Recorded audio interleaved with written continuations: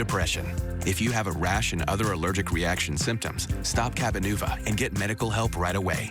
Tell your doctor if you have liver problems or mental health concerns, and if you are pregnant, breastfeeding, or considering pregnancy. Some of the most common side effects include injection site reactions, fever, and tiredness. If you switch to Cabenuva, attend all treatment appointments. It feels good to just live in the moment.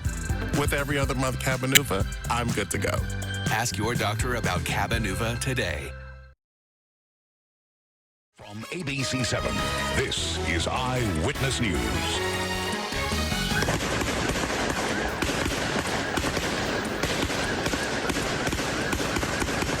Right now at 11, new video of the horrific mass shooting in Trabuco Canyon as more stories of survival emerge. We're there live. Plus, firefighters made a gruesome discovery at a metro station in Linwood. And Donald Trump becomes the first U.S. president with a mugshot. We're live in Georgia with what's next in this case. Good morning to you. This is Eyewitness News at 11 a.m. We're live on ABC 7, Hulu, and wherever you stream. I'm Philip Palmer. Giovanna is off today. We're learning more about the deadly mass shooting at Cook's Corner in Trabuco Canyon. Tonight, the community is expected to gather together to remember the victims.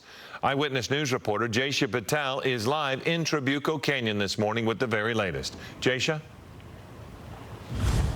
Philip, we're finally getting a closer look at the bar. People have been stopping by. Employees have been cleaning both inside and outside of the bar. There's bullet holes on the property and in many of the cars that are still parked here. This morning, we're getting a look at the aftermath of Wednesday night's mass shooting. Beers and plates of food still sitting on the table after people frantically tried to escape bullets. One man shared his friend's story of what happened. You could see this guy on the... There. 29-year-old John Snowling, a retired sergeant for the Ventura Police Department. His estranged wife, Marie Snowling, was at Cook's Corner with a friend. Marie and John were going through a divorce. Investigators say John traveled from his Ohio home to Southern California a short time before the shooting. John entered the bar and immediately targeted his wife. She's currently at UCI Medical Center. Hikers in a group called Sunrise and Sunset Hikers meet up at the bar on Wednesdays and say they're grateful to be alive. So if we had come back 15 minutes earlier, we would have been in the middle of it. And if we had gone back and the shooter had arrived 15 minutes later, we would have been in the bar in the middle of it. And I would have had myself and 4 of our hikers would have been in it. So we feel very, very lucky, very fortunate. Others say they're shocked this would happen so close to home. They say the bar is a staple in this community and say the property has been around since the 1800s. They're hoping it stays open after this tragedy. I'm not a biker, but I love this place on the weekends. They always have great bands and the staff's great. So it's going to be really tough if it closes down. But we really hope they don't close down and we stay strong and keep it open. A prayer vigil is planned for tonight at 7 at Saddleback Church. Live at Cook's Corner, Jaysha Patel, ABC 7 Eyewitness News. Okay, Jaysha, thank you. Stay with Eyewitness News for continuing coverage of the impact of this deadly mass shooting. Coming up at 11:30, you'll hear from a woman who was sitting next to the gunman's wife when the gunman began to shoot. What she witnessed and how she escaped. Her story still to come.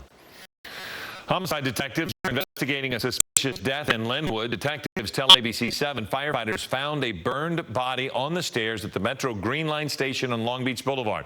We know the victim was a man, but no further details have been released. Firefighters first responded to reports of trash fire.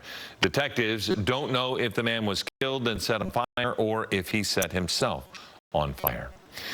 Meantime, flash mob robbers strike again, this time targeting Westfield Fashion Square in Sherman Oaks.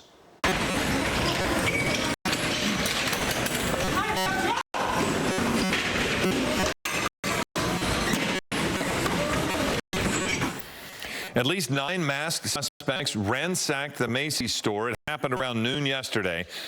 Police say the group took off in 2 cars with the stolen merchandise. Officers described the cars as a silver or gold Honda Accord. The second car was described as a black Ford Fusion. Just days after the LAPD announced it put together a task force to deal with flash mob robberies, they're starting to see some results. The task force, made up of officers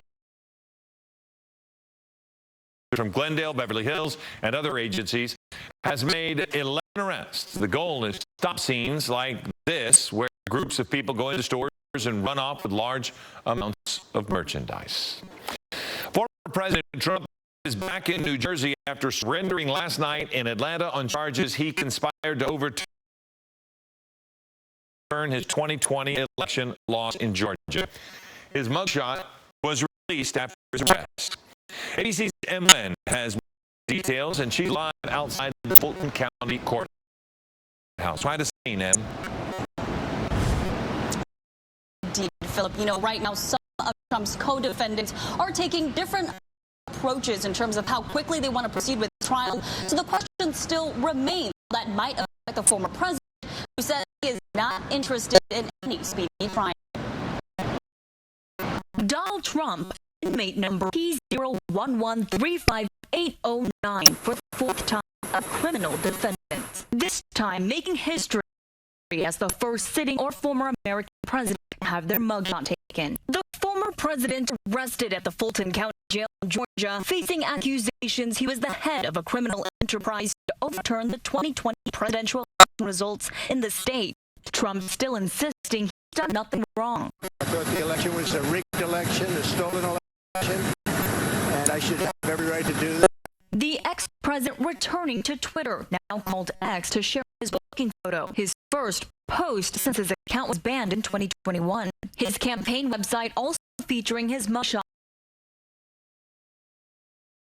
asking for donations. I will stand before my president. I thank you for leading our country, and you are not above law, and you are not above consequences. Meantime, lawyer Kenneth Cheesebro, one of Trump's co-defendants, had his request for speedy trial approved. The start date set for October 23rd. District Attorney Bonnie Willett asked for all 18 defendants to stand trial at the same time. But after opposition from Trump's attorney, the judge said these deadlines do not apply to any co-defendant besides Cheesebro. Another defendant, John Eastman, is also seeking an expedited trial. The question is going to be, how much can the other defendants, in particular Donald Trump, who does not want a trial moving quickly, going to be able to delay the process? Co-conspirators, including former Chief of Staff Mark Meadows and former Justice Department official Jeffrey Clark, are seeking to move their case to federal court. Meadows has his hearing on Monday. The former president's upcoming arraignment could be his biggest public forum yet, as cameras will be allowed inside the courtroom. In Atlanta, I'm Em Lynn, ABC 7 Eyewitness News. Okay, Em, thank you. Now let's turn to our weather. Brianna Ruffalo joining us again, turning into a beautiful day.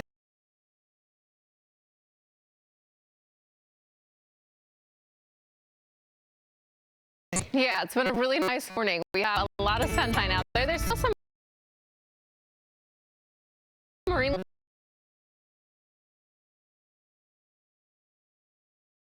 27 degrees, so temperature is not too bad. A lot of sunshine down in Orange County as well, where it's a nice 75. And then back over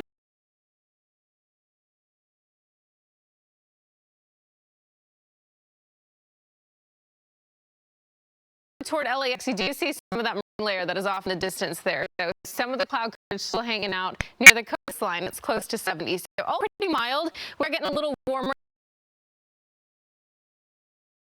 now with some low 80s for some of the valley spots, then out toward the Inland Empire.